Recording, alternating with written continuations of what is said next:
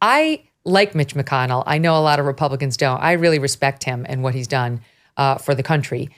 But I see the need for him to be much more transparent about what's happened to him and probably to step down. I do. I see it. It's obvious. He doesn't seem like he is well anymore. But I also feel like you first. He's not going anywhere until Dianne Feinstein's out. Period. That's how I feel. Get her out.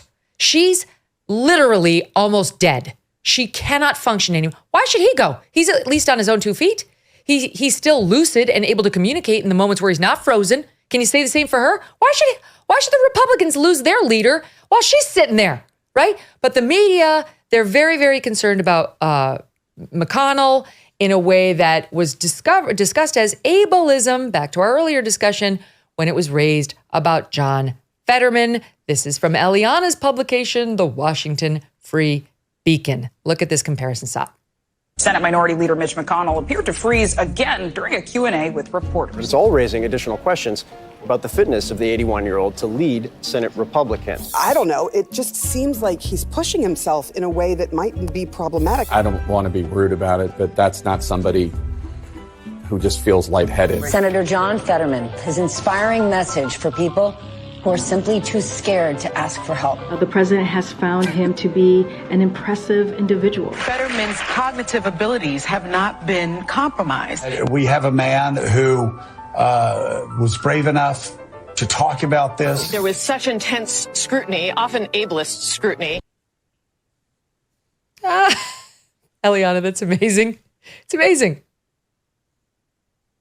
Credit to our team who put that wonderful video together. And of course, it's true. McConnell's health woes have gotten so much more attention than those of Joe Biden, whose obvious cognitive impairments, because he's the only person the Democrats are confident could beat Trump, have not gotten the same level of scrutiny. And John Fetterman is really the best counterexample. The guy can't really talk.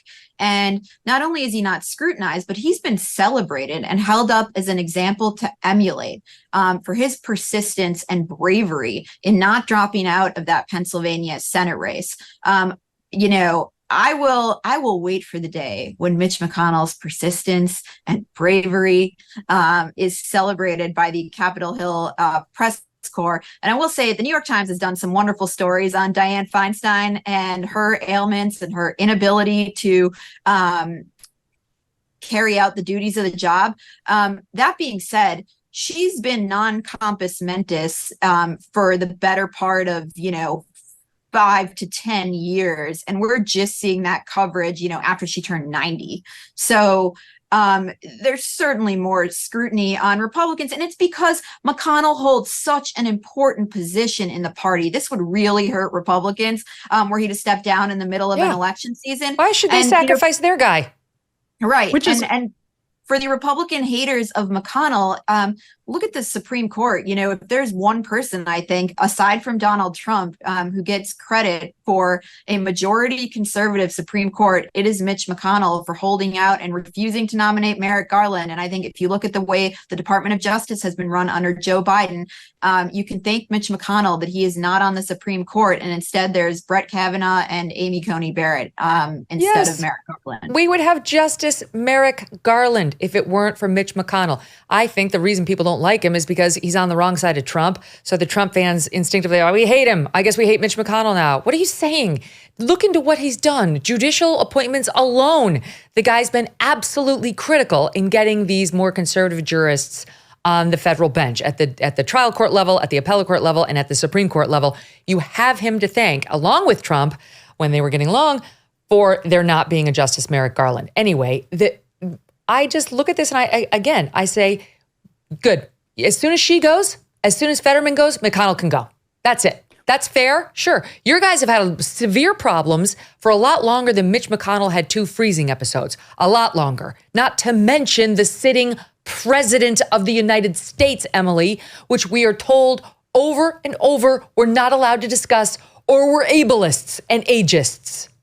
And I was just going to pick up on that exact point, because when Eliana said that one of the reasons here is that Mitch McConnell is very powerful, that it would really, like, the reason for some of the glee among media and Democrats right now is because Mitch McConnell is important to the Republican Party. That is exactly why they kept a lid on what was happening with Dianne Feinstein for a very long time. And the same thing that happened in the 2020 election with Joe Biden. So it is true that you've seen more and more media stories start to come out about Feinstein and Biden. But oh my gosh, did they have to become nearly dead, to your point, Megyn, for the media to even bat an eye and say, hey, maybe there's a problem here? Because it was abundantly clear in 2020 that Joe Biden was having problems. And when the first Dianne Feinstein story dropped, that maybe she wasn't cognizantly able to do her job anymore, it was a huge deal in Washington, D.C. It was like the seal had finally been broken. Everyone can start talking about this thing that's been under wraps for years and years. Why is that? Because those two are important to the Democratic Party. And this is why double standards are dangerous. It's the media is just playing games with things that are actually fire, that are actually really serious to people's lives, because you can't make the case that Mitch McConnell should step down while not making that case about Biden or Feinstein. It's just ridiculous. You can't make the case that that Jared Kushner shouldn't be doing what he did with Saudi Arabia when you won't say the same thing about Hunter Biden. It is actually like having a seriously deleterious effect on the country, on the way we govern, on the way that we're providing aid to Ukraine. Biden doesn't have a leg to stand on because he has no credibility in this issue, and he's the one overseeing all of the aid going to Ukraine. So these things are serious and have consequences. It's not just like all fun and games like the media thinks it is.